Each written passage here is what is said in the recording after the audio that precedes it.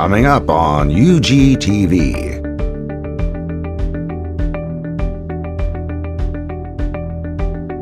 A special session of the Unified Government of Wyandotte County, Kansas City, Kansas.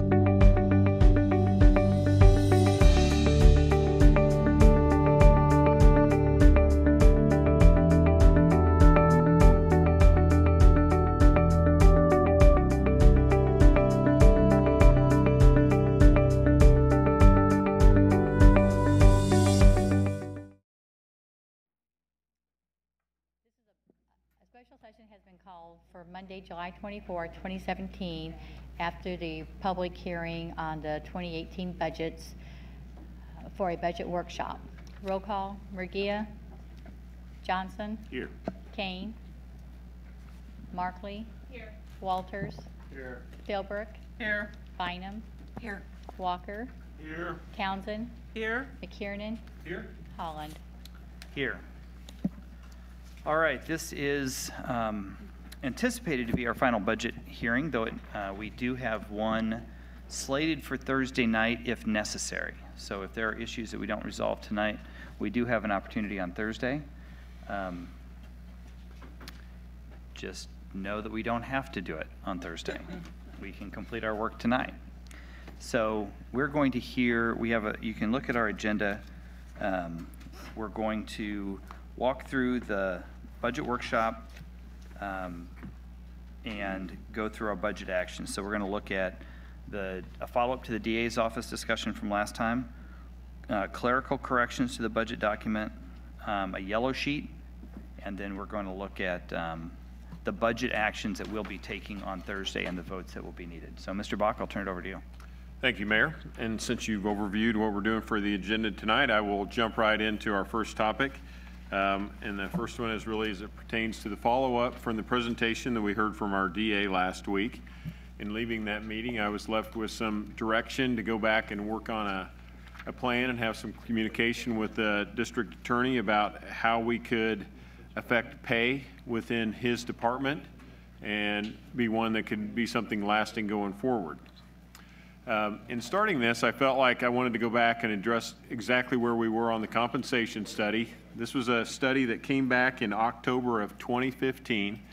As you recall, from that point, we were funding into actions to start looking at some changes we could make toward these compensation things in 2016. And clearly by the comments of the commission, it was clear I take this away and start working on these different areas. Probably should have these in my quarterly reports, but hadn't noted, but there are 4 different areas that we have taken or addressed since that time. We did that with the Sheriff Command area, which was really a compression pay issue that was pointed out in comparisons of what were we having in that regard. In the Juvenile Detention Center, the Appraiser's Office, and also within the Public Works and Engineering. So these were areas that were identified in the compensation plan as one where we were under in terms of our pay, and we needed to make some impact in order for one of the biggest areas of retention. 2 other areas that we were working on, and one was the district attorney's office, and the other is water pollution control, and that's really probably more within the water pollution control management area where we also have some compression issues, and that was pointed out.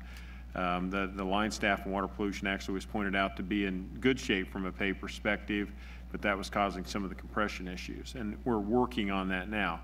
But within the district attorney's office is another one. As I continue on, you'll understand where we go. So I just wanted to point out, we didn't just take the compensation plan program and put it on the shelf. We took it and started engaging it as we went through and looked at areas we have to work on. Yes, Commissioner Philbrook. Hello. Would you tell us what you mean when you say compression issues? Certainly. Compression issues is, and it happened a lot when you date back over the years, in the years when we were doing consistent increases with our union pay groups, and then we were not giving the management pay the same thing. And there were a series of years, particularly as we came into the 2000, where we would enter into contracts that were just, you'd say 4, 4, and 4. So the 3-year contract, 4% every year. But during that same term, we may give the management no increase 1 year, 2% the next increase, and maybe 4%. So just by that, there's a 6% compression of what happened in the pay range difference. So then we'd get to the point of the higher steps amongst the union employee groups would almost be on top of the management group that was supervising them, and without overtime pay moving up to that supervisor, we would have very few people that would be even willing to put in for those jobs. So we had to take a look at that, and it's been one that's setting because we haven't had any real compression since around 2010 when we last did the raises like that, because we kind of held everybody's pay for the last several years and then just started in the last couple of years. But that's where that comes from. Well, thank you for explaining what compression means. Certainly. Well, especially when it comes to pay. All right, in the district attorney's office, I'll just note, points that we've gone through here is there is created a classification system within the attorney's office that does allow for promotion of attorneys. So you have the staff attorney 1, 2, and 3 positions, a special assignment attorney, the deputy, and the chief deputy positions that all report under the district attorney. This by itself did allow for a creation of a ladder in place, so when the district attorney determined that the opportunity was there, or that somebody had gained the knowledge to move from, let's say, the entry-level attorney 1 to handling more difficult cases to move to attorney 2, then we could come over and put in for promotion activities and move them through the different ranges that are in there. The issue that the DA presented was not one that he didn't feel like he had this ability to move people through, and he's only been in position for 6 months, so this isn't really something of ready to start stepping people through the steps yet. What he compared was that looking at the salaries where they had within each classification, in that if you were an attorney 1, that you're 10,000 below what that range of attorneys is for other people doing similar type of work to where you are. And so looking at that piece, we do have an existing pay scale that does provide for a fair amount of mobility. And this is some of the discussion that I had with Mr. Dupree, so making sure we were on the same page. The result, though, is currently we have a lot of employees that are at the lower level or the entry level on the salary scale. So you may have a salary scale for attorney 1s that actually moves from 50,000, I think, close to 80,000. But all our employees are right there around $52,000 or $53,000. So when he came into the position, he was working within a budget that we had in place for him, so he had some adjustments he wanted to make overall, but then also had some attorney 1s, attorney 2s, and attorney 3s, so he didn't hire people in and bump them way over those were existing, which he would have the appointment authority as a department head to hire people up to midpoint, as all department heads do. However, he didn't want to put them over existing employees, so that kind of boxed him in a little bit to hire everybody at the lower levels of those pay scales. So what I will offer is, as a long-term plan for hiring new employees, if we correct what's there now, the opportunity there is to maintain himself at a pay scale that works within a system that we already have in place. We just kind of got to get away from where we're hiring them at today. And then the last point up here is, in going through and looking at the clerical pay, we feel that is in line with other unified government employees. And when I noted on the previous slide, we had started to do this analysis. This is one we did after the compensation plan came in. We did this with the former district attorney, had looked at where this was at. I discussed it in more detail with Mr. Dupree, but when you look at the type of work that's done by the administrative assistants at the various classifications they have, that is in line with what those administrative assistants are making in the other classifications across the unified government.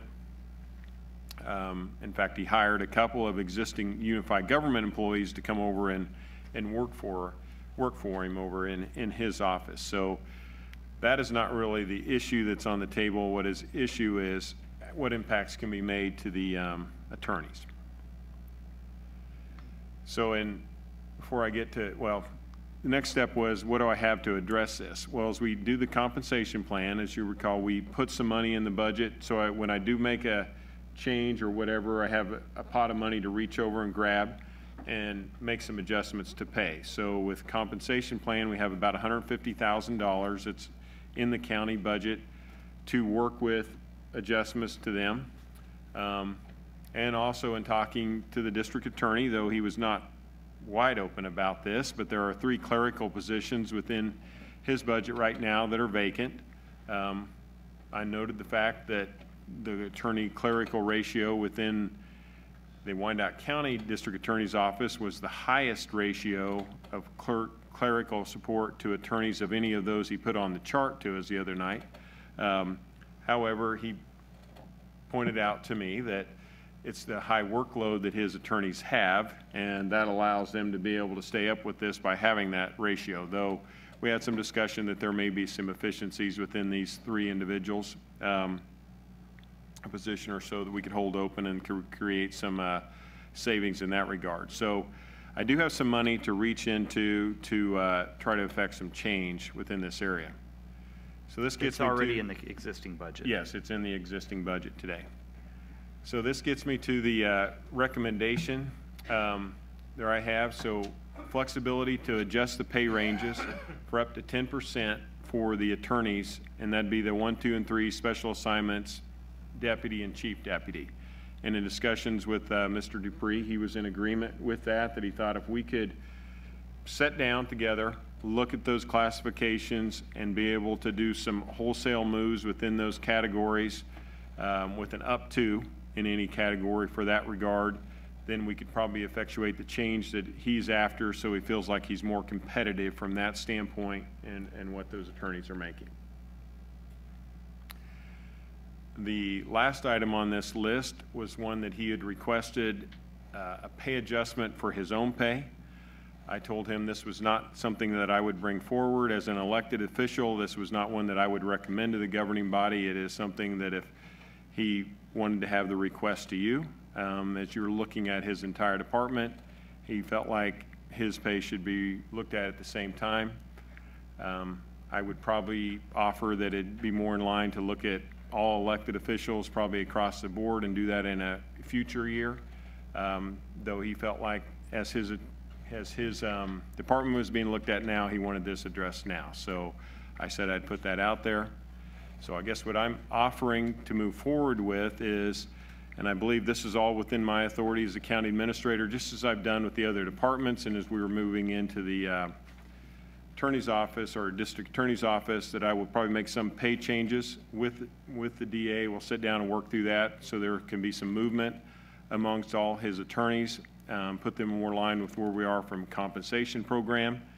That money's in the existing budget. And then I would leave it to you whether you want to offer the direction on his pay himself.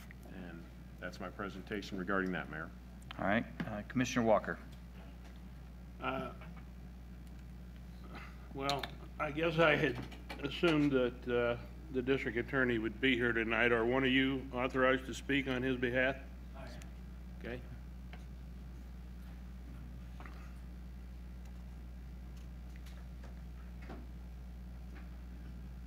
I guess I would say that with what I understand to be the flexibility he has in the existing ranges plus the additional funding, he can create that potential for retention of assistant district attorneys. I mean, $82,000 is not bad, and if you're going to walk away from that job, there aren't a lot of jobs out there on the market right now. They're going to start you at $85,000 unless you're a real top-notch individual. So I think that there's the potential to create the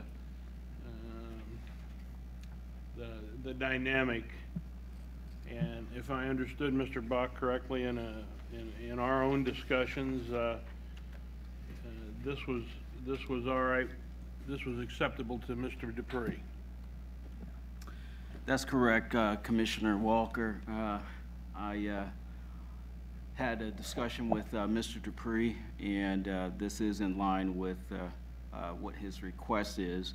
I would note, however, that he strongly believes that this is the time the commission has the numbers He presented those on our last occasion before this commission, and he would like the commission to make a decision regarding his level of salary as well, so that it is in line with comparable counties and with other officials within this unified government.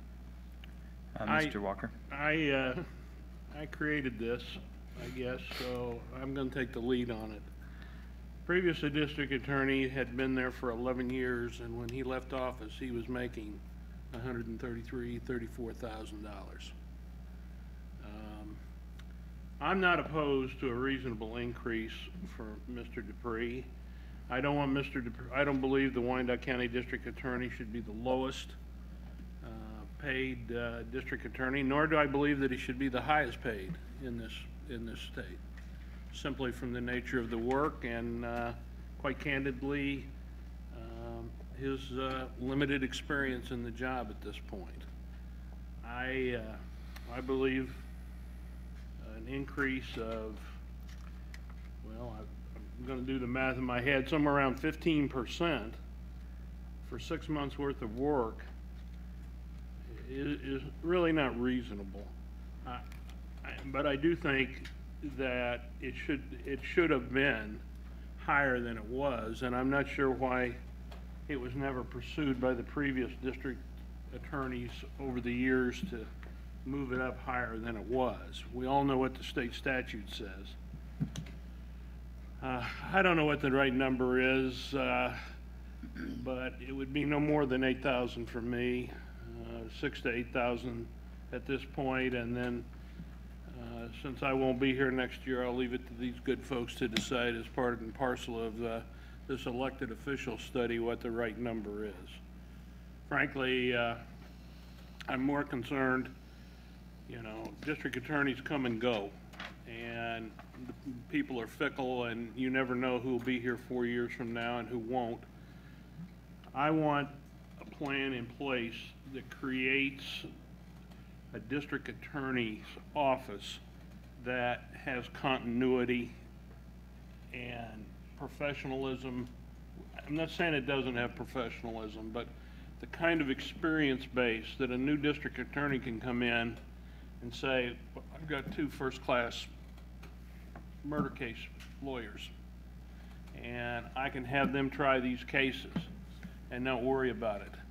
That's what most of the district attorney's offices with which I'm familiar, when the top changes, you know, the administrative top moves around, people come and go, but the core people stay. And that's what I'm looking for, that it isn't money that drives them out. So, as for the other, I think highly of the job he's done so far, but I don't know. I don't think highly enough of it to increase his salary 16% after 4 months on the job, or 6 months on the job. Although I'm not opposed to the idea that it'd be part of a study next year for the incomplete amount. But I'm just one individual. Commissioner Walters and then Philbrook. I note that from 2016 to 2017, we increased the personnel cost in the district attorney's office by $344,000. And when I asked about that last Thursday, I didn't really feel like I got a satisfactory explanation of why last year we increased the amount of money available for personnel costs so much, and then consequently why we are having to have this discussion this year. When you were reviewing this, Doug, did you find any further explanation as to why we increased the 2017 personnel costs so much? 8% of the budget was the increase. I don't believe I saw anything other than that it was being adjusted for actual salaries being paid and then the increases we did within the area. Reggie, did you note any additional information on that? So, Commissioner Walters, are you looking at the 2016 actuals in the budget document? Yes, I am. Yes. So at that point in time, District Attorney Gorman, he wasn't running a full staff, so not all the salaries were getting spent at that time, but District Attorney Dupree has all positions filled. So, Well, when we made this decision, it was a year ago, so, So you're saying we had so budgeted? those numbers in the budget document in 2016, that was what was actually spent that year? Yeah. That wasn't the budget that was set aside? no, the 2016 actual, 2017 original budget was $344,000 higher. But you're saying, Mr. Lindsay, if I'm correct, that the budget for 2016 and the budget for 2017 were very similar. Yeah, as far as the personnel. The budget was the same, but they had empty positions, so they did not spend all of their budget that was allocated to them. Yes. So they did spend 344? Correct. Right, so if we go through the year and you've got a couple of attorney positions that are open as you move through it, and which, good point to that, as we went into the latter months, as you recall, the election happened during the primary, so that was an August timeframe. So Mr. Gorman was not filling his attorney positions coming into the end of the year as rapidly as he normally would have, or that I would anticipate Mr. Dupree will do if he has someone leave his department. And that's where you create a little unnatural salary vacancies that probably happened in the course of 2016. So I'll Commissioner, does follow- that answer your question? Well, I'm going to follow up, because it doesn't totally answer mine, since you asked it. So we allowed for the 344, didn't use it. Did we automatically put it back in, and now we're adding even on top of that for this budget? Well, yeah, we did put it into the 2017 budget. Yes, we anticipated full staffing. So we looked at what would be there for a whole year, considering that if all the positions were filled, like they are, well, they're not all today. Almost, We have but- 3 clerical positions that are vacated right Right, now. But Can I ask it in a different way? yes, that puts all that, we put it all back in to build that up for the year, anticipating that they will fill all their positions. Go ahead, Yeah, I just Mayor. want to ask it a different way. Does the 344 from 2016 to 17, is that a change in the FTEs, in that the full-time equivalent positions in the office? Was there an increase in full-time equivalents, or was that kept the same? Yeah. Yes, there was an increase of 1.5 FTEs. So 1.5 FTEs were increased, but the budget that came in was similar to what it was in 2016, is that right? Yes. Thank you. So go ahead. Okay. And also, it's just not personnel costs. There were some operating expenses that were not all used in District Attorney Gorman's budget also in 2016. Okay, so I'm going to go back to some percentages on raises sort of concept. Okay.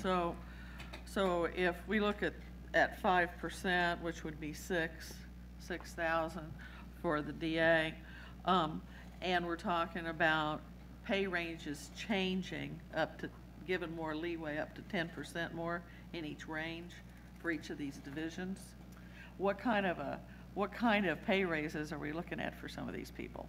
Or is he intending to do that? Well, if you're talking about somebody that's making $53,000, you give them a 10% pay change, that's about $5,300 a year. But and this is kind of directed at the district attorney's representative right now, because I'm just trying to understand, if but how many of these people would get these increases? So what does that really look like, in dollars and cents by the time we get through figuring it out? I just don't, I don't have a problem with them getting what they should have. I just don't want to see it unequitable among the herd, so to speak.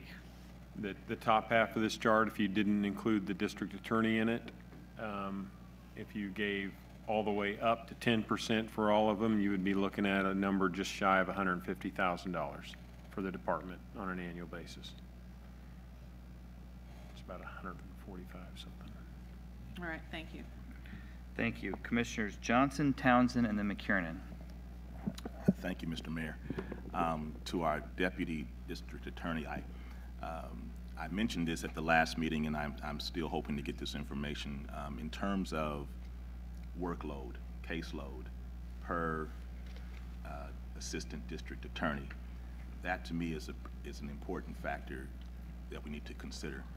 I think the district attorney is doing a fine job. Again, I agree with Mr. Commissioner Walker. It's been a very short period of time, but I believe that he's done a fine job in the time that he's been here.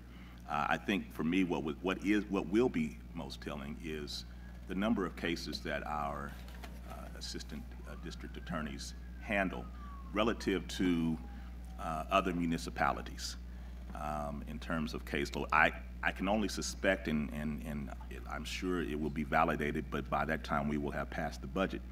But I can only suspect that the caseload on average per attorney is at least comparable, if not higher, than it would be in other municipalities.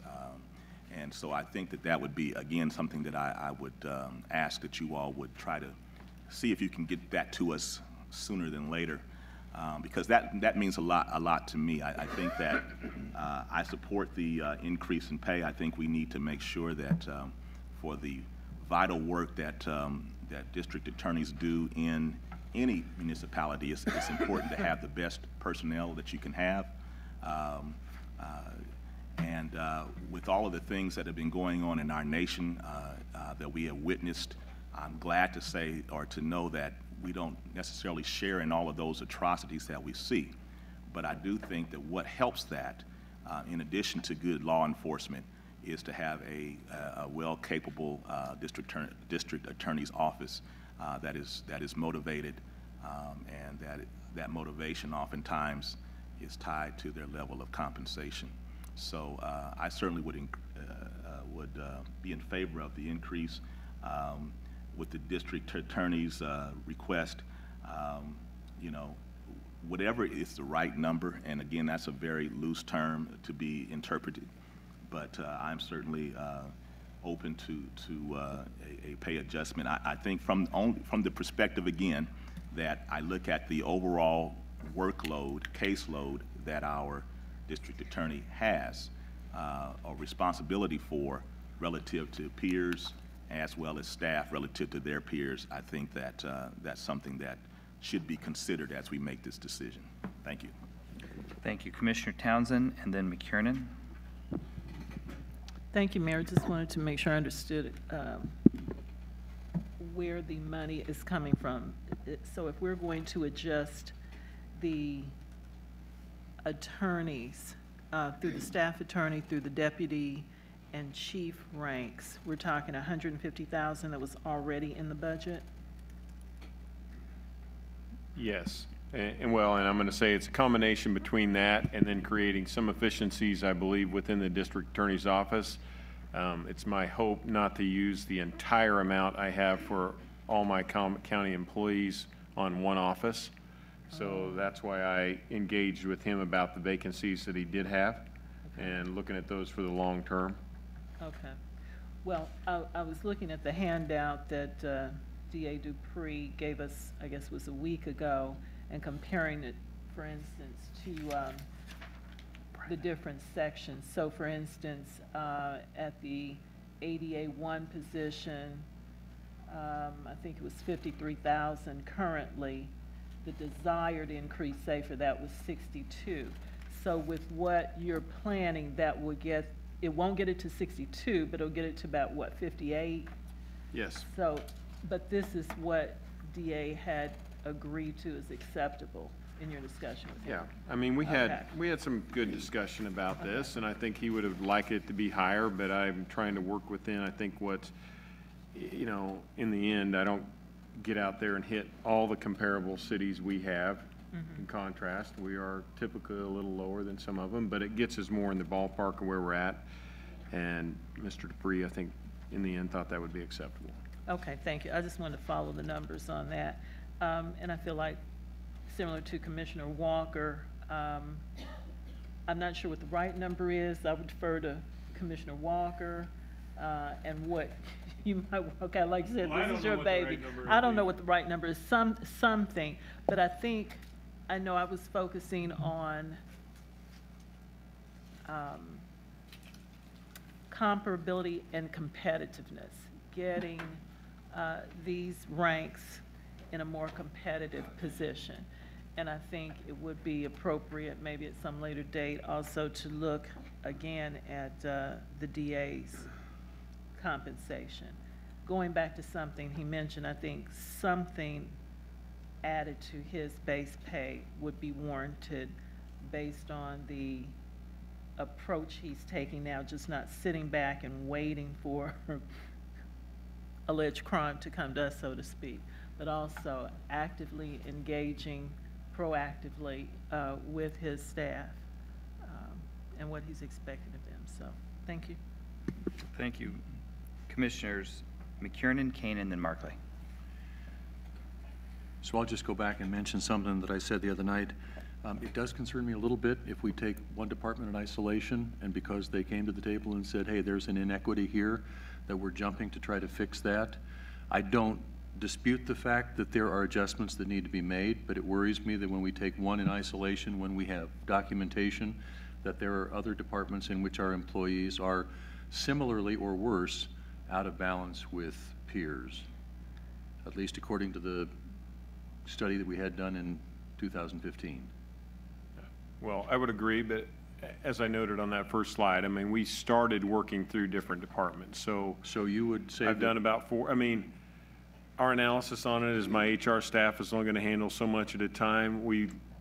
One of the biggest factors we look at and where we do that analysis is where we're at from a turnover perspective. So when I have a department that's witnessing 25% turnover, that got our attention first, and I could tie that back to the data we had in our compensation program. When I had a department that couldn't get promotions done, you know, and there we had compression issues, and some we already were almost paying the money anyway because we had to do a compression pay thing in there that we've been working with for a decade, and we just corrected the scales.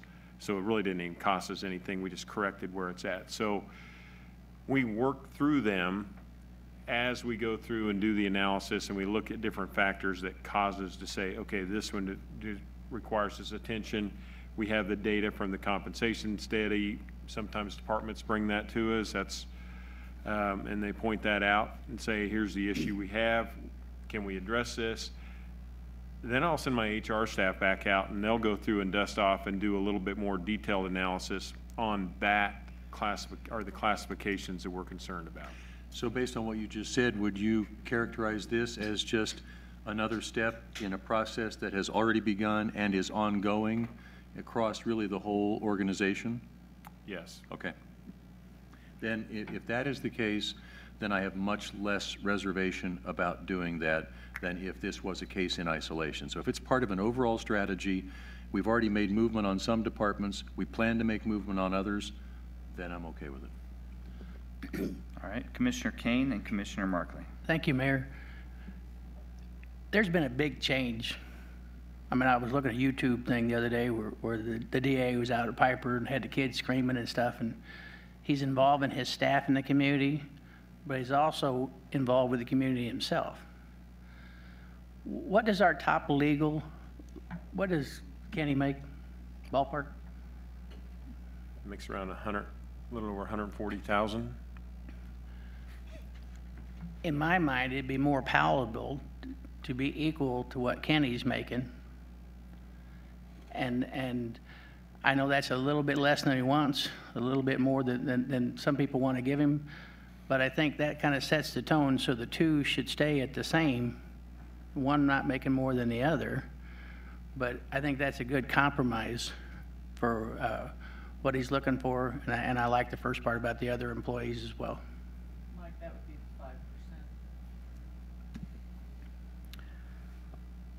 5%. All right, Commissioner Markley. I thought Commissioner Townsend was going to ask my question. She was on the cusp of it, and then she didn't. So if we agree to a pay increase for the district attorney, I think the one thing we haven't touched on is where does that money come from? Is the idea that it would also come out of the $150,000 that we'd allocated, or would that have to come from somewhere else? Because as you all know, I don't like adding money to the budget at the end of the road here.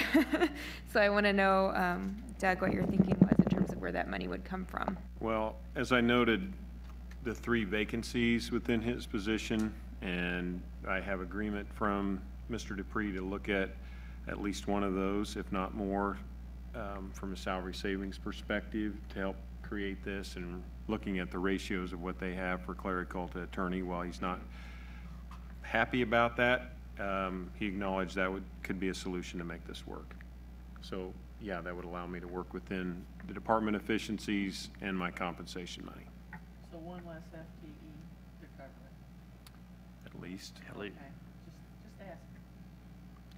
So, and I'll just say, I'm maybe a little less kind than some of you, maybe because I run with a lot of attorneys and I know what they all make, but I'll support whatever everyone else supports in terms of that request. I was just interested in where the money would come from.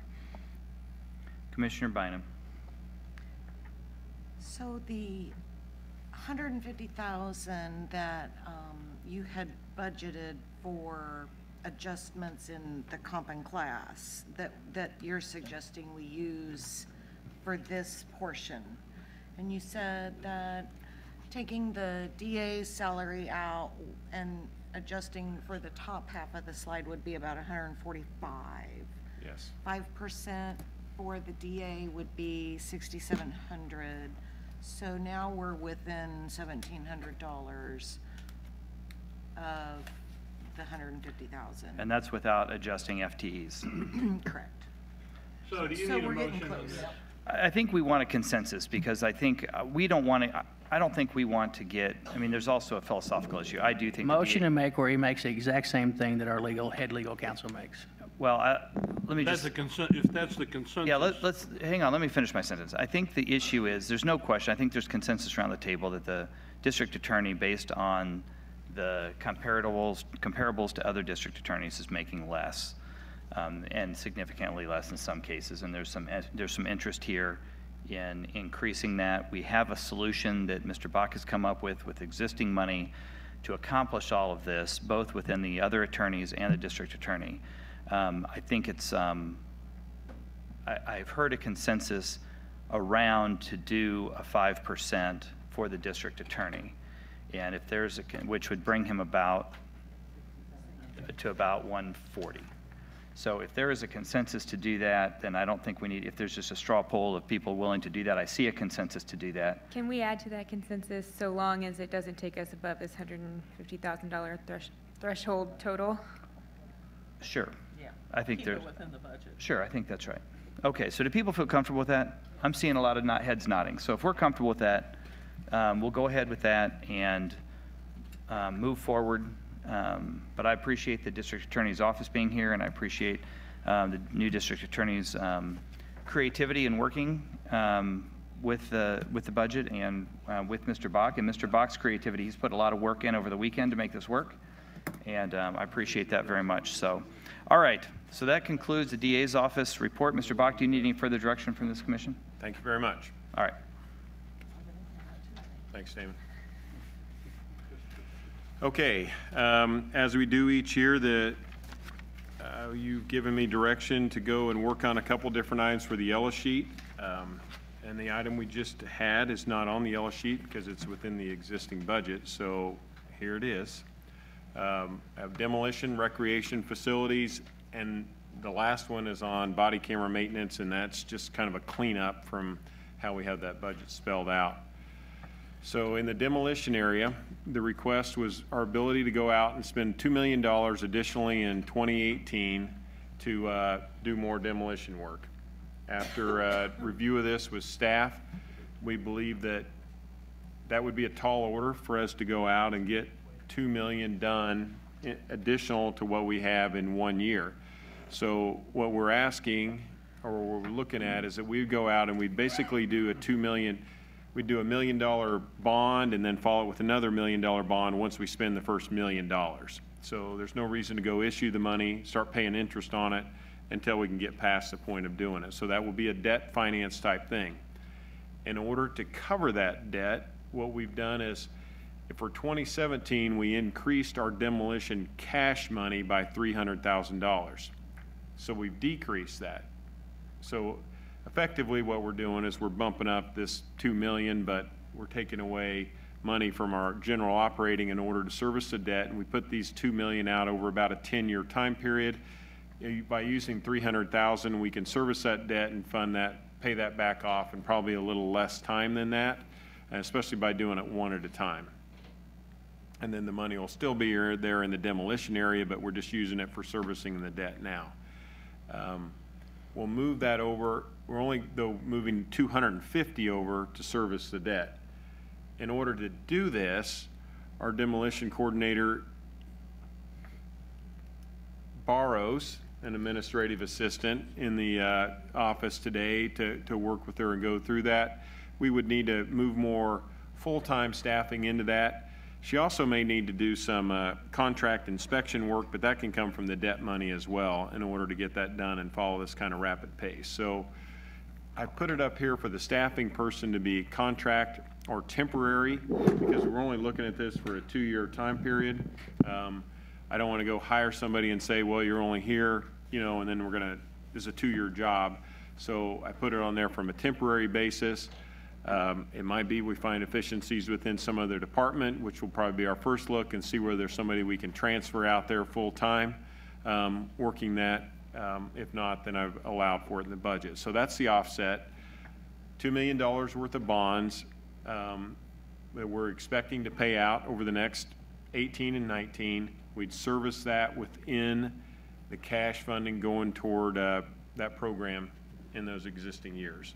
All right, let's stop with this one, evaluate this one as a commission, and then move on to the other two. Walker and then McKiernan. You know, I brought up this idea, and of course it's not addressed in the budget. I'm afraid that if we don't address it as part of a policy in the budget, that it'll never be done, because every time it has been brought up, I get a sense of resistance from staff to want to undertake it. The idea that I do not believe that the way we do demolition is the most efficient or cost effective. And by that I mean we hand these awards out to individual contractors. I don't currently know how many are still doing it. At one time there was a half a dozen, and they would bid on these jobs, and we'd have to evaluate them and then determine which was the best bid. But the long and short is all 6 of them got some business during the course of the year. And the unit price, I mean, you know that typically in a business operation, if I know I've got a $2 million contract for 2 years, that when the UG picks up the phone that I need to be out at, well, one in particular, 1014 Tenney, the one I've been talking about for 3 years, that house is going to be down, because this guy is on, we're his primary source of business or one of the principal businesses, and he has to meet our contract guidelines. Are we giving any thought to that, or we just blow that off again? And no, I will say, especially if we go to doing this many more, we'll be looking at probably package opportunities. I will say I haven't had a lot of opportunity to sit down and look at how we do our overall bidding. However, as we do have representatives from our Neighborhood Resource Center here this evening, I'm glad they were here to hear you mention it firsthand, and I think we will look at what opportunities we have to go out to a larger company. If, say, they wanted to pick off 10, 15 houses or something like that, if that's practical, then we definitely should try to do it. There is I believe there is a cost, and also if I am going to have a certain amount of guaranteed demolitions, I'm going to make sure I have the correct equipment available. Yeah. I won't go out and start a job, and then because I don't have my forklift or my, ditch witch or my, what's the other thing? Sledgehammer, my sledgehammer truck, my tank to run it down, whatever it might be, that I have to quit the job for a 2 or 3 week period of time.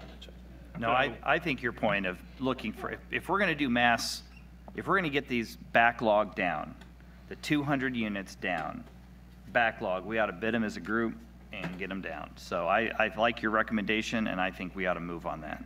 Yeah, Mayor, I just want to voice my support for that as well. I'd also like to say, I'd like to have a commission workshop with the sledgehammers. Like maybe we could pick a house, like that Tennyson one. Was that what you said? Some groups do a house build for a team building. We could do a house demolition for a. In honor of our Blight project. That's right. I like it. I like it.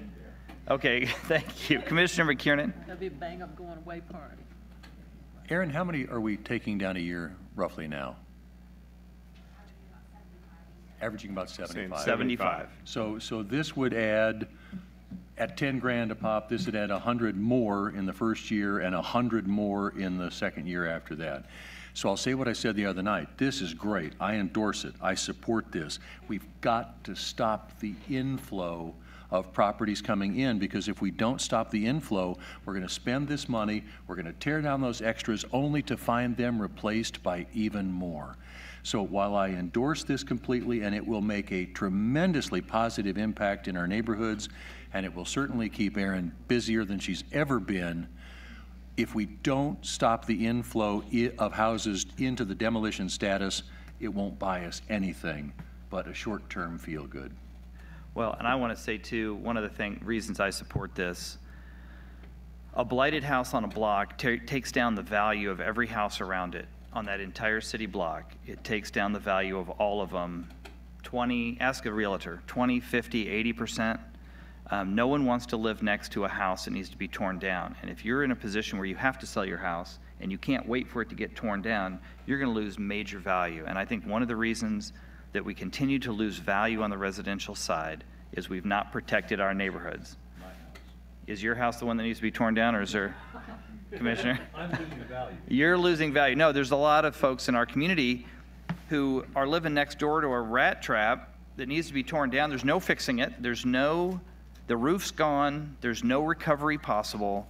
There's no rehab possible. It's got to come down, and it's just sitting there vacant, attracting animals, attracting homeless people, and we need to have better housing for homeless people. I don't want them looking for vacant houses. We need real housing for our homeless.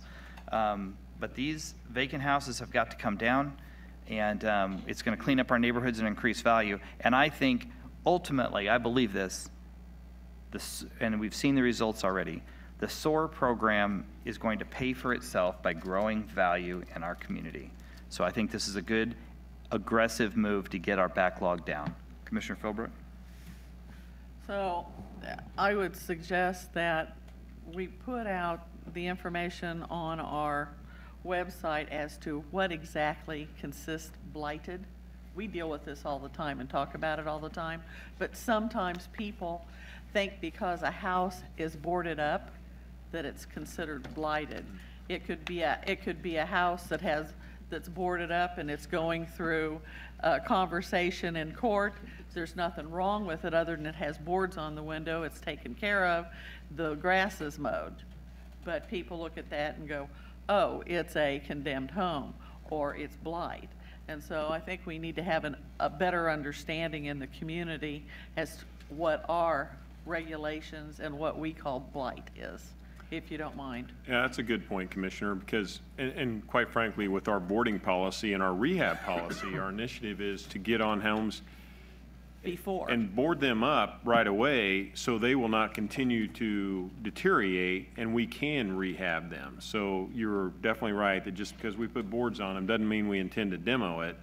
In fact, it's better for us to, the ones we're going to demo, if we can get to demo them before we have to spend a lot of money boarding them up, that's better. But well, I've seen quite a few houses in my own district that, yes, they're boarded, but they're by no means blighted. You know, they look like they're in suspended animation waiting for a new owner, a lot of them. And so that's why I'm making that comment. I just want people to understand the difference between that, and if we can get that definitely out there so folks do understand. okay. Thank you. Commissioner Townsend. Thank you. Again, I support this wholeheartedly, your recommendation to get rid of this backlog. Right at this point, just so I'm clear, how many homes do we have on the demolition list? Because my expectation from what we're doing tonight is to hear that number less 200 this time next year? I believe our number's a little over 200 if we can include the commercial. So, and I think that's where the mayor came with this number initially, that we're bringing in around 70 some a year, 75 average, and we had 200 backlog. So we were never quite catching up. In effect, this would allow us to catch up. However, I'll say on our intake side, we're being a little more efficient now, so that may cause us to bring more houses in, but our goal there is not to bring homes in for demolition, it's to bring them in for rehab. That's right. So we're trying to point them in that direction. But if we just could, if we were status quo like we've been working for past years, and Aaron, correct me if I'm wrong, this kind of thing would allow us to take out the 200 backlog and then be able to take out what we get in each year. Okay, so theoretically then, about this time next year, we should have about 72 to 75. We'll have about 100 because we'll get half of them down in 18 and we'll get the next half down in 19. So it'll be for the backlog. All right. All right, is there, sounds like there's consensus for this section of the yellow sheet. Let's move on to the next section, recreation facilities. Okay, so the request was to look at recreation facilities for plans for the future, and also to look for park and designs for that going forward. So the two areas that I looked at, or what I looked at, was where do I have funding available to make this happen? And where we have is $100,000 that comes from our casino funding towards parks and recreation. In 2017, that money is designated toward our accessible playground. I didn't stop that program, but where we looked at in 2018, we had not designated that money. So if you'll note up here on my chart, now my pointer's not working for me. There we go. Got to push the right button. This is the 100,000 here, and then undesignated in 2018. At where we're working now, and with we have some grant fund money that's in this program, and we have some money that's been allocated to it from some other sources. We have enough money to start this playground in 2017 if we need to. Thus, I can move this source to 2018, and we'll have it available for use in this year. So I can keep the accessible playground program moving just as we anticipated. Nothing about this change will slow it down from making it happen, because we have all the cash we need to in 2017 in order to advance it. At this point, we haven't even identified for sure where we're going with it, so we have the money in place to make it happen. This frees up money in 2017 to work with, and what I'm recommending is that we put $50,000 toward the planning and design of rec centers, and the same thing, the planning and design toward the park project in the Piper area. And there's a couple different breakouts on these. When you come into a rec center and you want to look at it and say, okay, what do we want to do for change differences? You do have design money that you'll come in and you'll spend, about, if you just holistically look at, and let's say, we were talking about JFK or B. Lee Rec Center, as it's going to be renamed to, how would you look at a complete design change? And that's kind of the things we did down in the Argentine rec. So we did that down there to say this would be a whole new layout. Then you need to look at the whole mechanical systems and understand how you would reprogram all those and what those can come in, and that can add another 10 or 15. So I'm hoping we could get that, and maybe this is enough money to do 2 rec centers in the planning process where we said it, but we can definitely do 1 and then move to the next one for that programming. And the park design, it's a little bit different in that you go out to that and you'd probably spend $2,000 or $3,000 doing some really in-depth look into the park to see what cost you have in the ground.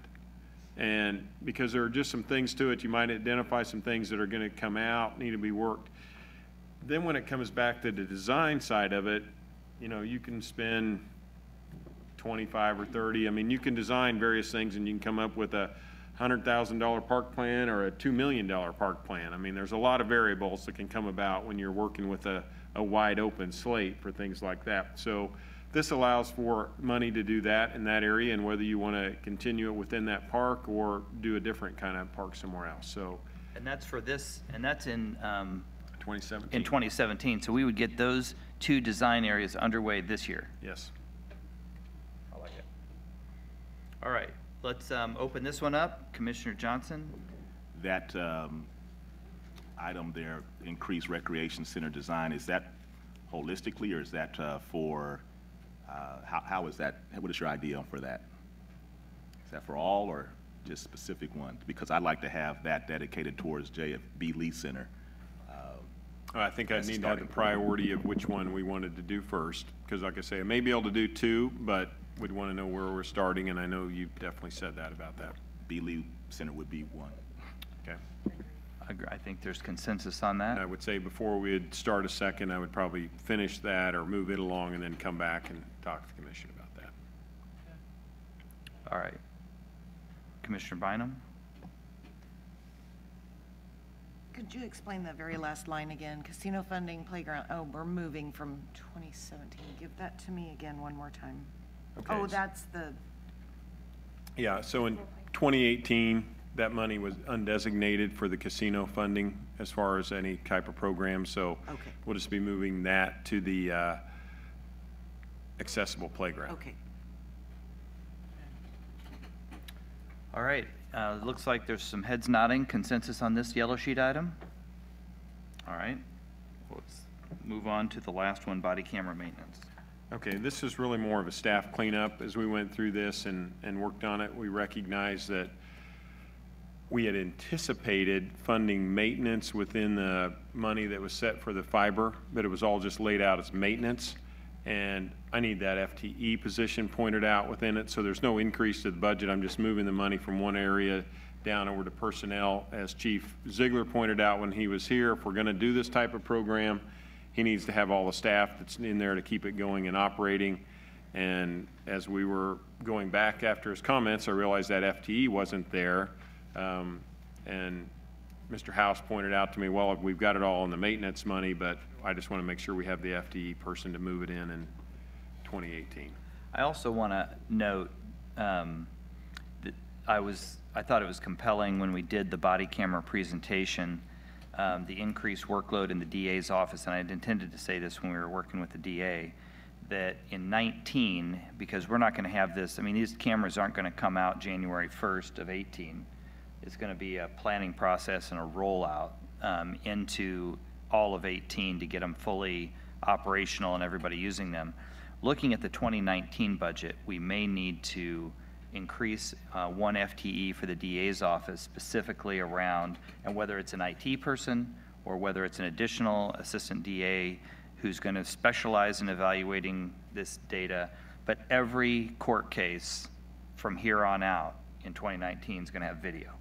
And we're going to have the capacity for the DA's office technology to be able to utilize that. So I think it's not going to affect this budget, but I think in 2019 we're going to need to, in working with our technology folks and working with the police department and working with the DA, we may need to be adding an FTE to the DA's office in 19. So anyway, that's just looking down the road. Since you said that, sir. Yes. Does that mean that we're going to make sure that the DA has the money to make sure everything is electronic with the old records and all that stuff by the time that rolls out? That's underway. Well, we have I know capital we've budget talked money about in it. it for the 2018 budget for him to start to go into electronic records. I know, So I'm we're, just, we built it in. It's kind of that go forward process. As he talked about what was there, it's how we're going to identify the stuff that's already there. I understand, I'm just, But yes, thinking. that's the movement he's moving to. Thank you, sir. Commissioner Walker? I guess I'm going to ask this question of my fellow commissioners. Am I the only one unpersuaded that we even need to, well, first of all, given that perhaps the body cameras on a very limited basis do serve some beneficial purpose, do we have to spend $1 million for a separate network for them? Wasn't that my understanding? I'm unpersuaded. Honestly, I'm sure you all got Mr. Church's letter. I thought it was persuasive. I don't know Mr. Church other than from his communications and the fact that he was pointed out to me in one of the meetings. He makes a lot of sense to me. and was a lot more persuasive, especially if $1 million is involved. And we're talking about the retention of and docketing of and putting information into a separate system, as I understand it. And I'm just saying, I don't want to do that. I don't want to spend that money. I think that's a waste of money until we're somewhere down the road and we can justify it by evidence that the other way is not working. I would say I am persuaded by it because based on the presentation, we're leveraging the investment with the police department fiber network for a much more global fiber network for our community, for economic development and other things. I believe that by putting in this fiber network and leveraging the spend we need to do on the police side, we're going to have an asset that is going to pay us back through economic development and other efficiencies we're going to gain as a municipality. So if we were just investing that money for the police network and it wasn't a broader vision, I think it would be a bigger challenge. But I think based on the presentation that we saw, it's very cutting edge, and a lot of communities are doing it that are forward thinking. We saw the presentation that Omaha, Des Moines, Oklahoma City, these are all cities that we compete with for business talent that I think is very persuasive to me to build out that network, and just smarter that we're going to leverage this project to get that broader network done. So I am persuaded that there's a better benefit, that it's not simply a sink of $1 million into a no return project. I think it's an investment, a leveraged investment for the future that makes good sense. So I am persuaded, and I think it's a good idea. All right, any other comments about this $75,000 exchange? All right. So that completes our yellow sheet. The next section. Go ahead. Section, typically we come to you with, as we put together a 500-page document, we typically find a number of corrections to the budget document that we just want to point out that are being changed. I am happy to say that there are very few with that, so turn that over to Mr. Lindsay and let him point those out to us. We did find one on page 245, which is what our favorite topic tonight, the district attorney. We had a half FTE that we shorted it. And then also on page 530, which is where the personnel inventory is, it carries to that also, so that same half FTE was shorted. What's the second page? 245 and what? 245 and 530. Are any of these substantive? Well, it does reference an FTE, and it's the only thing we have, so I'm one change. I felt pretty good about it. Out of 530 pages, what's the percentage? I would say that if that's the extent of it, I don't need to know every T and I that wasn't crossed or dotted. I think that just speaks to the excellence of our budgeting department. We used to have We used to have a whole sheet. Blue sheets, yellow sheets. I think one year there was even like a tan sheet because we ran out of colors. So this is good. This is great. Speaks to transparency on any kind of changes we made. So that's right. Thanks for mentioning. All right. Very pleased with them bringing this in. Part of, just so you know, part of the accuracy is a result of implementing a new budget software, which streamlined the whole process. Thank you.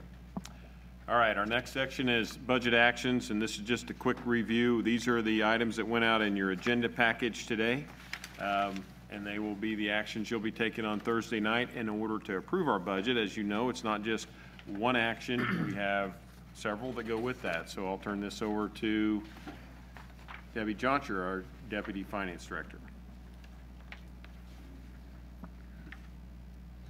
Okay. Gotcha. As Mr. Bach said, these are the resolutions that you'll be approving on Thursday night, and we put them in the order that you will be asked to approve them. There are 6 total. Oh. Right here. Yeah, that's fine. No, that's fine. Yeah. The first one is the library resolution. This will just set the mill levy and approve the resolution for the Wyandotte County Library that we discussed at the previous workshop. And I think we have a better understanding of it now. I did hear that folks would like a special session on library in the future. Yep. And so we can go more deeply into that matter in the future. All right? Okay. The next one will be the approval of the ordinance for the self-supported municipal improvement district and approving and adopting their budget and tax levy beginning January 1st, 2018. The next one is the sewer rate ordinance. This establishes a 6% increase starting in 2018. Can I ask a question about this? Is this the one where we tell the people it's the requirements of the federal government that are increasing our water pollution control rate?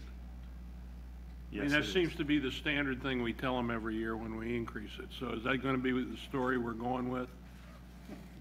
Yes, it is, and it is a true story. Well, then, I think we should have been able to see just how the federal regulations that are in place have cost us 6% more. Don't you? I mean, from the project list that we went over in May? Well, yeah. I mean, I'm sorry, Doug, I don't have the, it's not photographic, but the kind of memory where I can tell you what you said in May. okay. Those project lists can be found in the CMIP, which is begins on page It's page 390. 395. 395, okay. Yes. I'll write that down. And that goes all the way to page 425. So, 6% for the average, what do we call the average homeowner in sewage? $100,000 home, $50,000 home, or do we, or what do we give it? How do we put out to the public what the average increase will be for the average homeowner of Wyandotte County? We usually put this number Well, out. we What is usually it? have an average bill, sewer bill, based on the consumption level. Okay, what is that? I don't know offhand. I know in the resolution we did that's included in all these resolutions are included in your packet for Thursday. And there is a sheet in there that details what the rates will increase to for both commercial You and talking about residential. this book? No, it's going to be in your packet for Thursday. Yeah, he has the agenda. Is what you're talking about, the agenda book, Yeah, the right, for agenda Thursday? The agenda packet. We'll have a copy of all the resolutions, and there is a page in here that details the rates and what the increases will be for each one of those, for each of the classes. I think that would be It's a sheet helpful like for this. us to be able to know what that will mean for the average home in Wyandotte County. When will I get this packet? You got it today? Today. I got it, well, You get I one don't out today. have any service from Spectrum and have not had any since Saturday, so I have no emails. So I hate to be a burden, but could I get a printed copy of that, maybe? Sure can. And I'm sorry, because the guy is not coming out till Friday in order to, I'll text you the Royal scores. please, because I could not watch the Royals game yesterday. And that is a true story. And my wife is going crazy because we cannot watch certain news shows. And I will just say that the sheet that's included here shows the unit charge. So this is not going to show what an average cost per homeowner. I guess it would be based on consumption. I would ask, that's information we have. Can you email that out to the whole commission tomorrow? That's an easy number to get. Can you send that out to all of us tomorrow so we can let people know what that's going to cost the average homeowner? Okay. Thank you. We'll be happy to. And I will say, that is really our big debate with the Environmental Protection Agency about what the total cost will be on a monthly basis to our homeowners. And their argument has been at a much higher percent that they feel that we should tolerate and pay for this. And we have continually argued with them, and it's a basis, and that's why I'm not going into the percentages in public, because that is part of our lawsuit case we get to them. But based on the average income of our residents, if you look at a couple of percent, it's a much larger portion of what someone pays for their day-to-day expenses than what it is if you're in a community where your average household income is double, which it is to the south of us, or more. and what you have to use for daily expenses. And that's really the biggest argument we have with the EPA, and we have won a lot of ground in that regarding how rapidly they make us change things according to those regulations. And I would say our legal team has done a tremendous job of articulating the fact that, yeah, a $10 increase a month in a home making $150,000 a year is a blip on the screen. But in a home where people are scrapping to get by, it matters. And so we're working to keep when what the EPA wants us to do and what we have done. I just give our legal team and our negotiating team a lot of credit because we've held these rates far below. If you look at Kansas City, Missouri, for instance, we've held them far below the rapid increases they're having in Kansas City, Missouri to meet their consent decree. And we refused to sign, and this commission will remember when we brought this before you, we refused the same model that Kansas City, Missouri used, and our team went back and is negotiating at lower. So we're continuing to fight for our residents because the costs, and we all agree we shouldn't flush raw sewage down the river. I am against it too. But there's also, we need more time to fix it. And it's only during major flood events. It's not a daily activity. So we just need to make sure that we have the time necessary to make these changes. But this 6% is a part of that plan. So, Commissioner, it's a good question, and I think we get that information tomorrow. And just a slight comment on what you said, Mayor. I'll just note, too, to our constituency watching, the water we put into the river is cleaner than the water we take that goes down the river. So it's a regulation they're putting on us that is pretty steep. All right. Next item. The next resolution is the BPU pilot. So this resolution would set the pilot rate for 2018, which that rate did not change from 2017. Commissioner Walker, I'm going to say your annual speech, please. My annual speech. Once again, we have done nothing over the course of the last year to reduce our dependence on pilot. We pay one of the highest pilot fees in the United States of America. Pilot fee is really a franchise fee. They call it different things in different places, but it's a percentage of gross revenues. Every percent I was told today is 3.3 million. Yes. Is that high? I believe that's accurate. When it was first raised to that, because we were in such a crisis in 2008, we made a commitment that after 3 years we would begin the process of reducing it back to what it had been, which was by no means cheap even then. And here we are, once again, we have become dependent on, just like an addict, we cannot break our addiction to this revenue stream, and we're not willing to suffer the pain or the consequences that go with it, because now we're hooked. We're in the throes of a monetary opioid addiction. I will not vote in favor of this again, and I have not voted in favor of it any year that we've been here. So be that as it may, I made my speech. I will, thank you, Commissioner. I do want to go on record to educate a little bit about the pilot. It's a payment in lieu of taxes. If you're a KCP&L customer, you have a franchise fee that is typically 5%. KCP&L also pays property taxes on all their buildings and equipment, something the BPU does not pay. And they also pay dividends to their shareholders, something that the BPU does not pay because the public are the shareholders.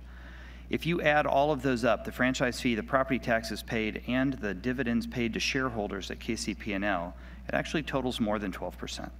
The BPU pilot is not too high. It's too high as a franchise fee. If it were just franchise fee, I would agree. 12% is higher than the typical 5%. But when you take in the adjustment for property taxes and dividend shareholders, the customers for BPU with this pilot are paying a commensurate component that the other utility customers are paying. The other piece that I want to say is there are major entities in this city that do not pay property taxes but count on public services, police and fire. The schools, the churches, and entities like KU Med. None of them pay property taxes, but when they call 911, they want services. They want roads, they want sewers. They need services as well. And this is a way that the non-property tax paying entities contribute to the overall services of our city. The final thing I want to say is 65% of this pilot is paid by businesses. 65%. 35% is paid by our residential customers. On our property tax side, it's 50-50. Commercial pays 50% and the residential pays 50%. When this body made the decision to lower the mill levy 2 mills, to reduce our property taxes 2 mills last year and 2 mills this year, that was relief that is going to be better seen on the residential side than if we lowered the pilot. So in terms of reaching out to our residences, the decision this group has made to reduce property taxes is the right decision. The pilot is not too high. It's misunderstood, and it is representative of what other customers of other utilities are paying. So I think for a lot of reasons, I know it's the favorite punching bag of people in terms of what it stands for, but when we break it down realistically, I just want people to have a better understanding. I'm not asking people to like it. I'm just asking people to understand it. So that's my speech. Commissioner Bynum. Thank you. I would request that maybe at a later date in the fall sometime, as we're beginning looking at 2019 planning, a couple of things. Could we see comparisons in franchise fees to other entities that charge them other than just KCP&L? Number 2, could we get information on whether it's legal to charge a different percentage of pilot for a residential versus a commercial? You know, is it even legal to set 2 tiers of pilot fees? By residential, I would mean strictly single-family owned houses, nothing else. Thank you. I think the pilot's a great topic for our strategic plan, and we should analyze it more deeply during our strategic plan this fall. So, thank you. Al, you can come just for fun. Well, I mean, you know, I understand the mayor's arguments on it. I also understand that for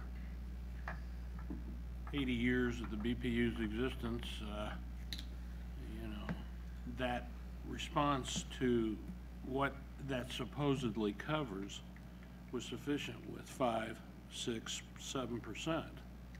It was only because we were in economic straits that we decided to catapult it, and now we say it's justified because of taxes, of the other things he alluded to.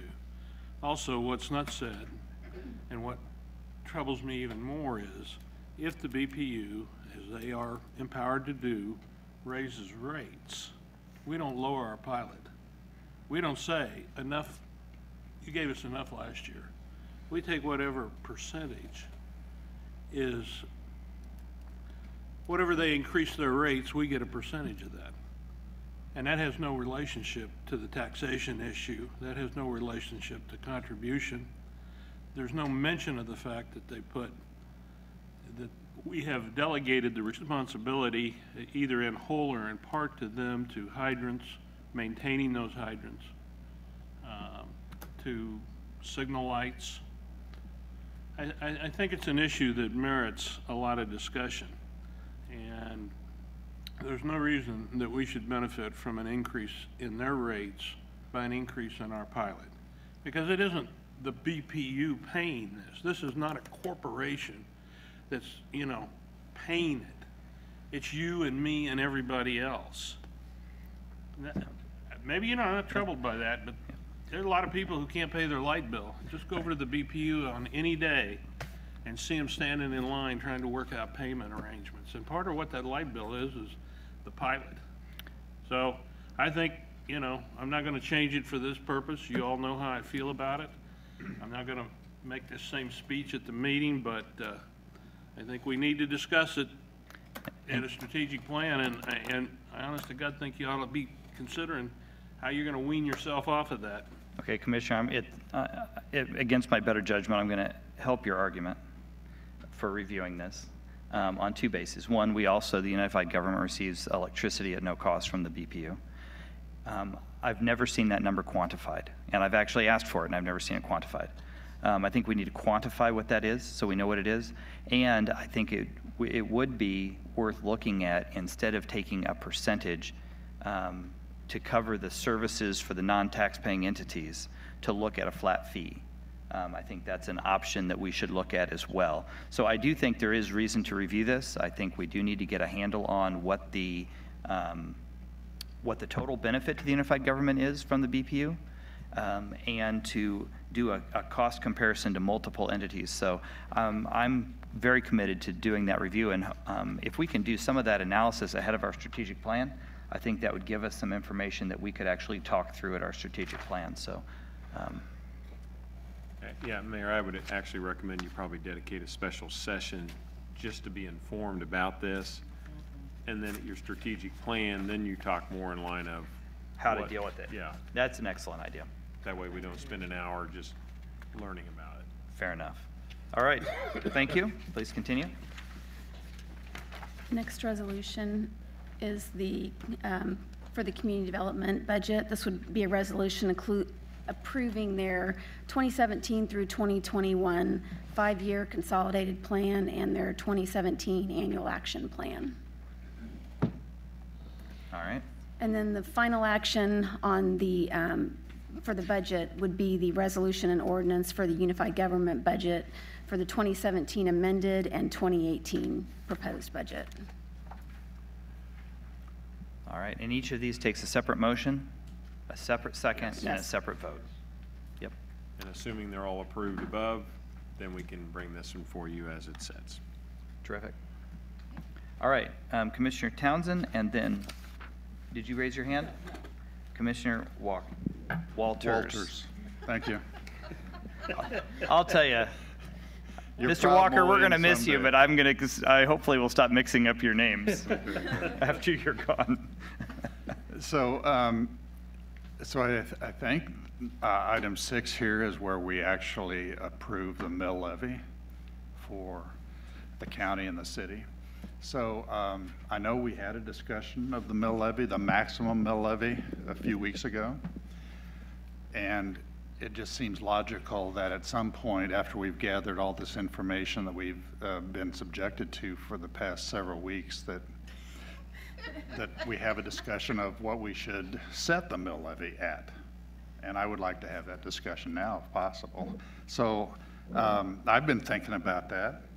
And I would like to have the commission consider an additional 2 mil reduction on the city mill levy. And here's sort of several reasons I've come to that recommendation. Last year at this time, we were talking about the $12 million sales tax windfall. Some people were categorizing it as. I like return on investment Return better. on investment, probably a better term. And we were counseled that we couldn't do a sizable tax reduction at that time because we really need to replenish a lot of the reserves. So we needed to be cautious and only do a 2 mil levy reduction last year so we could build up the reserves. Well, our auditor did report to us a couple weeks ago that we had attained the 10% reserve level that we had identified as important. So that's good. And that was as of last year, 2016. And it looks like 2017 is going very well. We've already noted in the 2017 original to the 2017 amended a $4 million increase to what we had expected our ending fund balance to be. So I'm assuming that that might even grow more. So for that reason, I think we should take a little bit bigger bite of that $12 million return on investment and have a 4 mil reduction this year. Secondly, if you look at the 2016 budget, the 2017 original budget, excuse me, the 2016 actual, 2017 original, and the 2018 budget, last year we approved a budget that had a projected ending fund balance of $11.2 million. the 2018 budget has a projected ending fund balance of 14.975, almost $15 million. So my suggestion is if we do the 2 mil reduction and just eliminate 2 million from the ending fund balance, we will still be over $2 million ahead of the budget that we approved last year. So those are the reasons that I've come to the conclusion I think we can be a little bit more aggressive on cutting taxes. And I think it was a few weeks ago, we had a discussion about, well, how many people actually are getting tax reductions? And I think the answer was between 25% and 40%, somewhere in there. We couldn't get it any closer than that. So having a 4 mil reduction would increase perhaps to maybe over 50% of the Wyandotte County taxpayers might actually see a tax reduction as the return on their investment, instead of the majority of the taxpayers seeing another tax increase next year. So I'd like to have the discussion. My motion or my suggestion is another 2 mils of reduction. If that's a motion, I'll second it. Commissioner McKiernan. Thank you, Mayor. Commissioner Walters, brought this up to me, and so I went back and I looked at 15, 16, 17, and 18 budgets, and it's interesting that our original 2015 budget, city general fund only, we projected 0.5% of fund balance. I mean, as fund balance as a percent of total expenditures in the city general fund. We projected 0.5%. The amended got better, the actual was even better. In 16, we projected original budget of 1.6, so we raised our projection up to 1.6%. The amended was better, and the actual was even better. 17 original, we had projected 7.3% fund balance, so fund balance as a percent of expenditures in the city general fund. And the original 18, the initial 18 initial budget projects a 9.7% fund balance as a percent of expenditures. And Commissioner Walters' suggestion would lower that to 8.5%. So fund balance as a percent of expenditures would be 8.5%. And so it would still be higher than our 17 original budget, which we approved last year at this time, only projected 7.3% at the end of this year. And so his suggestion, based on our best calculations of income and expenses, would leave us with still a net increase in terms of fund balance as a percent of expenditures in the city general fund. And although it's not as much as the current 18 original budget contemplates, it is an increase over what we budgeted for the current year that we're in, which makes it, for me, a very interesting proposal to consider. We don't project a decrease in our fund balance as a percent of expenses. We simply don't project as much of an increase as we might otherwise really like to have. But by doing that, we do return a little bit of money to the taxpayers through a further property tax reduction. So it's a very intriguing proposal. I think it's intriguing as well. I think one of the concerns I have is the state of Kansas passing a tax lid on us, and the challenge that we have with our balance, that we've been fairly conservative. Well, I think we've been very conservative in our budgeting to make sure that we're being as responsible as possible moving forward. I know there was a season when, right after consolidation, there was a zeal to reduce taxes, and there was a dramatic cut in the mill levy. Only a couple years later to realize that there was some unforeseen problem, and they had to go do a big raise in the mill levy. If something were to happen, we know that in 2008 and 9 we saw a major downturn in the economy, and since then we've been on about an 8 or 9 year boom in the economy, Most believe there will be some kind of recession. We don't know to what degree that will happen. But we do know that the economy ebbs and flows, and so our income ebbs and flows with the economy. If we're in a position to raise the mill levy because of some kind of recession, we would not actually be allowed to do that without doing a vote of the whole county to come back and say we have to come back and raise the mill levy. So my caution to that is, and I've also seen the state of Kansas. The state of Kansas made what I would term, and Commissioner, I'm not going to say your 2 mill recommendation is a crazy idea. The state of Kansas had a crazy idea and dramatically cut taxes and then couldn't fund it and put the state in a state of drama that's only been partially relieved recently. So I just want to caution, I do think that a steady reduction in the mill levy is the right way to go. I think 2 mills last year, 2 mills this year. I would love to do 2 mills next year and continue that steady decrease and preserve the capacity that if there is a downturn, and what got us in our, we got partially downgraded several years ago in one of our rankings, financial rankings, was because of our low fund balance.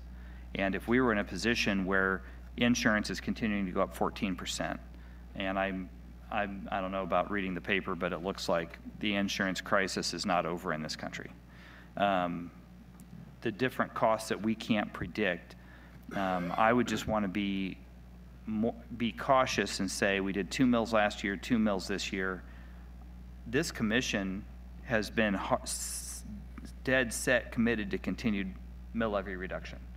And I would love to see that again next year.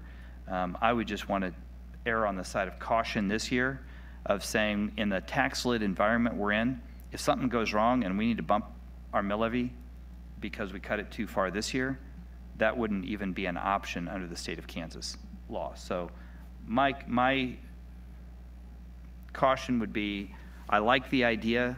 I want to hold our feet to the fire. I think this commission's been very committed to the long-term reduction, and I'd like to stay the course that we're on now of doing slow, steady reduction over time. I don't know if others would like to comment on it as well. Mr. Bach? And I recognize this is a big point of input as you go through and look at it. And I've been an advocate of when you do make changes and adjustments to your revenue, that you should also make adjustments and changes to your expenditures. And as commissioners have pointed out, each year we look at the expenditures we put on there, that's the maximum we expend. I can't spend over that, so the variable is always going to be somewhat less. As noted in this year's budget, I've tried to get the revenues or the expenditures down and maintain where we're at, so we're close to the revenues coming in, but we're still a little about $500,000 over in projected expenditures more than where we come in. My position on prudent, good fiscal expenditure is to look at what your revenues are, and if you want to keep reducing the mill rate, we adjust our expenditures to match that on an annual basis and make it so it's sustainable. It's something we can maintain from year to year, and I appreciate the mayor pointing out some historical points, and it's one that I was here when we did it. We made those mill rate reductions based on our ability to adjust it through how much we had in fund balance, anticipating we would go make the changes to our operations. But if you don't make the operations at the same time, it puts you upside down real fast. I'll also note that if something happens in your economy, and speaking, when you look at your economy, we have become a little bit more volatile in the way things will adjust to us year to year. We set a 10% minimum for where we should be because we've been more reliant on property tax previously. So when we had the downturn in the recession, it took a couple years before we really felt the impact of that. It was an 08 activity.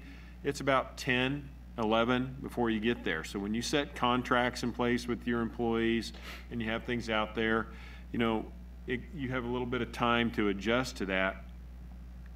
When you become more reliant on sales tax, we have some reliance on casino revenue that's coming in. Those are volatile. So if there's a change in the economy that happens, you feel that not 2 years from now, we'll feel it next month. So making sure we're in a position, our target as we look at that change really needs to be 15% going forward. And I know that's one point Ms. Von Atchen has pointed out to me as we looked at the distribution of our revenues coming in. So I just will point those out as key points. I know the direction of this commission, and you all have pointed it out to me and driven it into me that we want to maintain and reduce the mill rate. I just recommend that you do it on a steady basis year after year, and each year we make conscious changes to our expenditures and keep that in line. Because every year, all of you also look at new projects we'd like to add to our budget and stuff, so we have to balance that out. I'd like to note that, that part, that our financial officer is sitting over there wanting. All right, I'll give her an opportunity to jump in as well. Commissioner Johnson. Thank you, Mayor. It's a provocative thought. It's a really provocative thought. It makes me think about how that translates from the income statement over to the balance sheet. Obviously, I've been a proponent of increasing our fund balance. Since I've got here, I continue to be an advocate for that, but not just how that it impacts our assets and our ability to have monies that's set aside. I also think about what our Ms. Van Atchen has said as well, as in terms of the likelihood of a recession in the near future that could occur. We don't have a crystal ball. We don't know. So for me, I like a more methodical approach, keeping in mind not only fund balance, but also our ability to service debt. I'd like to believe that if we exceed our goals, our strategies for a particular year, that puts enough money in there for us to talk. We've had this discussion before. Should we cash fund or should we, finance debt projects? I think if we are being very strategic in terms of building up our fund balance, that gives us more wherewithal to make very intellectual, strategic decisions about the entirety of the county, city. And so a more methodical approach helps to mitigate any volatility that may come, whether it be now or in the near future or in the moderate future. So as long as we are committed to methodically lowering the mill levy, I'm committed to that. I'd like to see us continue to do that as often as possible, but I would prefer to do it over time as opposed to taking too big of a bite. And then if we do find that we continue to build up our fund balance and we're able to reach those goals, then we are in a better position also to be in a position to reduce debt and improve our overall financial what do they call it, financial ratings as well. So, thank you. Ms. Van Atchen, would you like to make a comment, our CFO? Yeah, so thank you, Mayor. So I'd like to point you to page 3 of the County Administrator's budget message. And on there is a consolidated view of the fund balance position of the entire general fund, which includes the city and the county together. So Commissioner McKiernan had mentioned that the budgeted or proposed ending fund balance percentage or reserve for the city general fund was around 9.5, you said? But actually, we need to fold in that county general fund, which isn't doing as well as the city. So if you could combine both of them, including the parks, what we're proposing is a 9.1% reserve for the general fund. If you were to drop it down $2 more million, that would be around, I don't know, probably 8. That's my guess. I don't have my calculator with me. So now that would leave you $16 million, $16.8 million. Now, $16.8 million, you can go through that pretty quick. If you had a disaster or some kind of natural disaster at the Legends, I don't mean to be a doomsday, but at Legends, and we weren't able to collect that money, payroll every month for the, for the UG, it's around $16 million a month. So we need to have that money set aside. And now, another point I wanted to remind you is that when you reduce the mill, that is an ongoing cost. You want to match ongoing costs with ongoing revenues, right? So if you're dropping the mill and you're taking it out of the fund balance is a one-time thing. You just take that money right out of your checking account and you don't have any way of replenishing it next year. This is an ongoing decision. And so, we'll go back and look at the long-range plan, but, our revenues are more sensitive because we are more reliant on sales tax. And so just a couple things to think about, that's all. Because, let me ask your clarification. So in terms of an ongoing, so if we took $2 million out this year without making corresponding cuts to operations, it would be unfunded next year, and we'd have to take, the only resource would either be to cut the operating next year or take it out of fund balance again next year. Is that right? That's right. Or if you want a balanced budget where revenues equal expenditures, you'd have to cut twice. You'd have to make up for the money that you. Okay. So your fund balance but that would be assumes that our permanently projections are accurate, and as Brian has said, they're always conservative. Just last year, we projected we're currently projecting in the 17 amended $4 million more than we thought we were going to have 12 months ago. So the one thing I wanted to point out is that the original 17 budget is $4.5 million overspends the expenditures are $4.5 million higher than the revenue estimates. I'm aware of that. We approved that budget. Right. So we righted the budget by realigning our expenditures in the current year and then revisited our revenues. So that's why there's that difference between Well, I'm assuming that you do amended. fulfill the commissioner's directions when they approve a budget, right? You don't just ignore that and modify the expenditures as you see fit. No. Well, my last point, I guess, 2016 actual expenditures, $134 million. 2018 budget expenditures, $154 million. $20 million increase in expenditures from 2016 to 2018. And as Doug just said, the process is you look at your revenues, then you match your expenditures to revenues. So we're going to spend all the money we take in. And if we want to achieve tax relief, we've got to change that formula. That's all.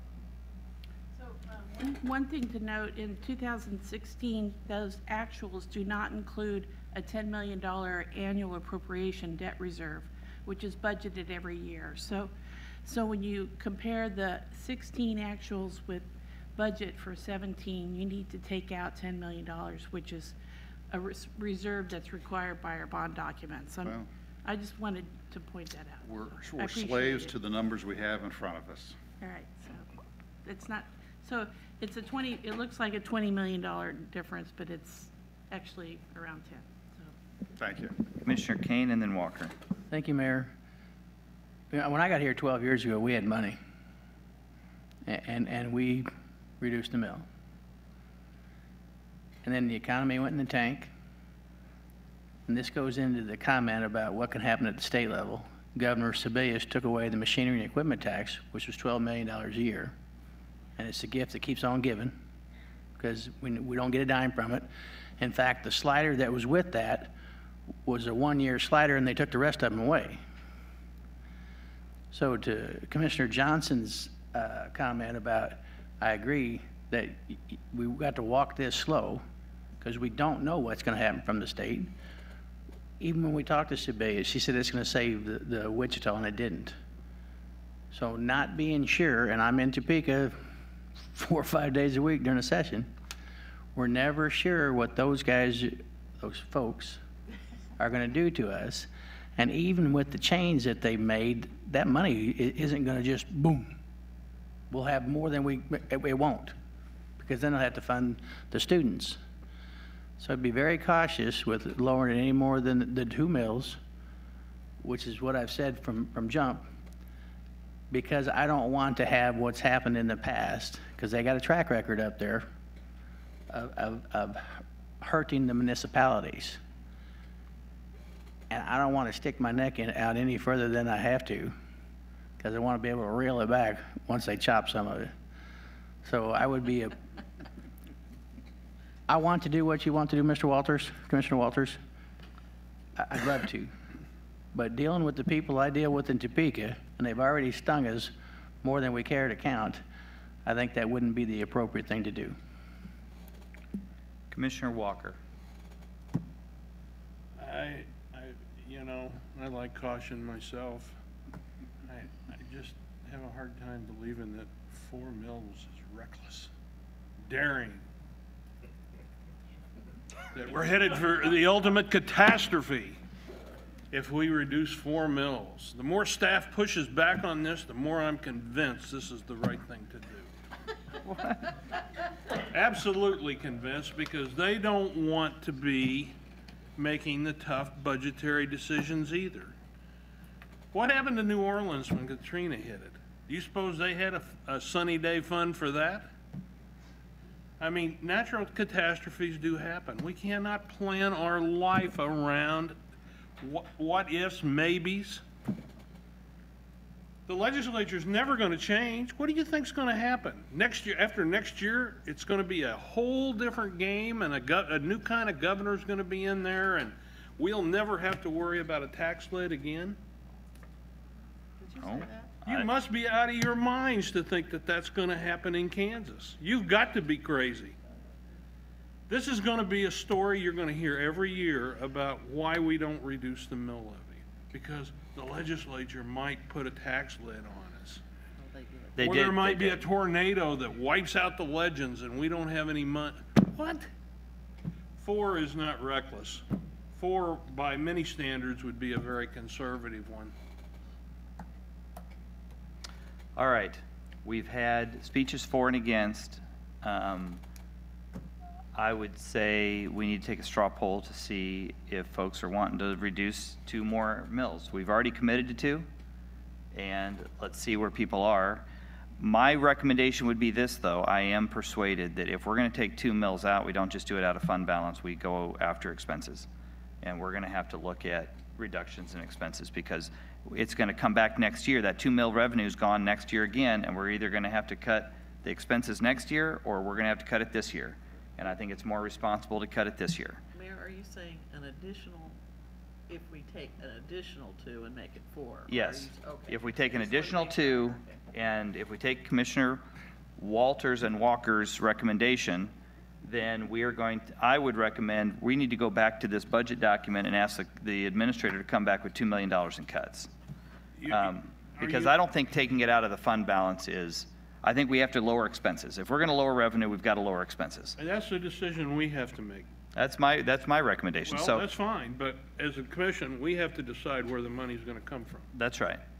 All right. So is there consensus to lower by 2 additional mills? Then we can talk about how we do it. Is there, if you were in consensus that you would like to lower by 2 additional mills, what we've already agreed to, I'd say raise your hand. All right. I think that answers the question. All right. I think it certainly will answer the question. All right. Is there any other discussion for this year's budget? Are there any, I mean, we have a slot next week that we can do additional budget topics if we need to. Thursday. Thank you. That's this week. That's this Thursday. To stay on track with the state requirements. Commissioner Townsend. I think this goes more in the category of just a correction with the Fairfax discussion we had. With the Fairfax discussion we had some weeks ago, I would just like to see if it's shown in there. What was it, the TDD that we talked about? It may have been shown at 100,000, but in fact, it's not 100,000. So I'd just like to make sure that wherever we're showing as the budget reflects the actual amount of money that's in there. That's all. And Debbie, what was the actual amount that we were projecting for I think next year? we determined that the second building is going to go on to the will be assessed. So next year, we believe that that balance will actually exceed the 100,000 in the TDD for 2018. Well, but just so that there's no confusion about what it is now, that's what I wanted to make sure that we're reflecting. If it's not 100,000 now. We currently have in the budget, the TDD is starting in 2018 at 100,000 annually. And so we will have there will be in excess of 100,000 next year in the TDD. Currently this year, there's only 30,000 in the TDD. Can you reference the page on that, or would you look at that real quick so the commissioner can find that?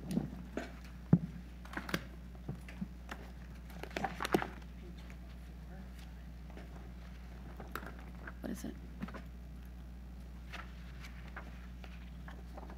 Fairfax has no idea how good they have it with their advocate and their first district commissioner. Yeah, it's page 404.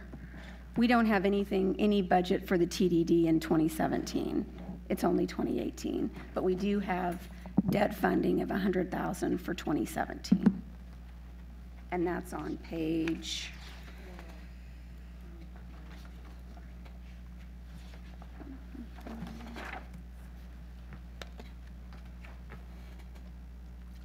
Page 408.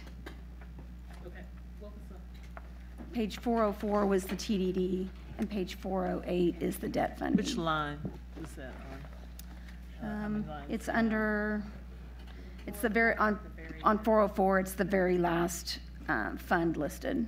It says Fairfax Industrial TDD. And it starts 100,000. Well, let me ask it this way. We're at 18 and it's not that. Would that be the appropriate time to make that adjustment if one is needed? To actually reflect what it is? Okay, in the amended. All right.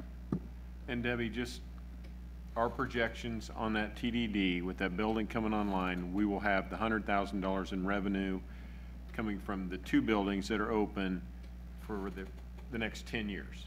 That's correct. So that TDD, well, it shows these 5 years here. It'll continue forward for the next 10 years, and then they start to, well, the one building drops off a year or two before. Right. So I think it'll it's go been, about 8 this is years. the third year the first building was assessed, so it's into the year 3 already.